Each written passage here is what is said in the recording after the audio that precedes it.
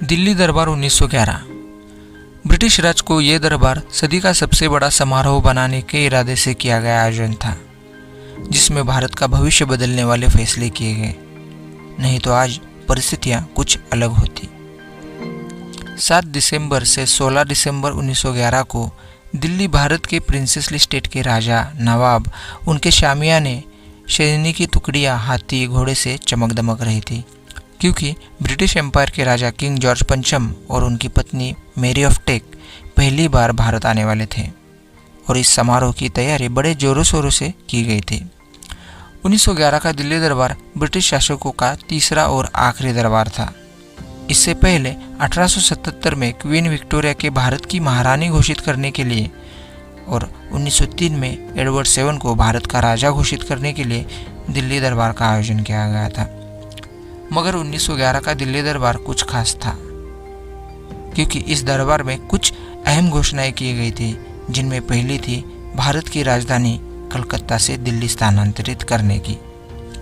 12 दिसंबर 1911 में दिल्ली दरबार में किंग जॉर्ज पंचम के द्वारा ब्रिटिश राज की कैपिटल कलकत्ता से दिल्ली स्थानांतरित करने की घोषणा की गई।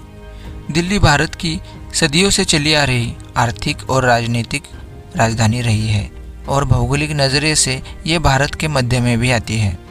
दिल्ली से भारत पर राज करना आसान और ज़्यादा बेहतर विकल्प था और ये समर कैपिटल से ज़्यादा दूर भी नहीं थी, क्योंकि गर्मी के दिनों में भारत का कैपिटल शिमला हुआ करती थी। 13 फरवरी 1931 में लॉर्ड आयरविन द्वारा दिल्ली का अनावरण भारत की नई राजधानी के स्वरूप में किया गया। प्रथम विश्व युद्ध के कारण बने आर्थिक संकट की वजह से इसे 20 साल का लंबा वक्त लगा। और दूसरी ऐतिहासिक घोषणा थी बंगाल का विभाजन रद्द किए जाने की। कलकत्ता देश की साहित्यिक और व्यावसायिक केंद्र था, लेकिन 16 अक्टूबर 1905 को अंग्रेजों ने राज्य को 2 हिस्सों में बांट दिया, मुस्लिम पूर्वी क्षेत्र में और हिंदू पश्चिमी क्षेत्र में। फूट डालो और राज करो, इस नीति के तहत नियंत्रण करने के उद्देश्य से लिए गए विभाजन ने बंगाल कलकत्ता में विस्फोट, दंगे, राजनीतिक हत्याओं का सिलसिला शुरू कर दिया और इस सब के चलते बंगाल विभाजन का फैसला ब्रिटिश सरकार को वापस लेना पड़ा। 1911 का दरबार 7 से 16 दिसंबर तक 9 दिनों तक चला, जबकि प्रमुख समारोह 12 दिसंबर को हुआ। 13 दिसंबर को भारत के राजा और रानी लाल किले पर उपस्थित हुए। वहां पर उन्हें 50 लाख से अधिक लोगों ने अभिवादन किया। 14 दिसंबर को सम्राट जॉर्ज पंचम ने 50,000 से अधिक सैनिकों के साथ परेड का नेतृत्व किया।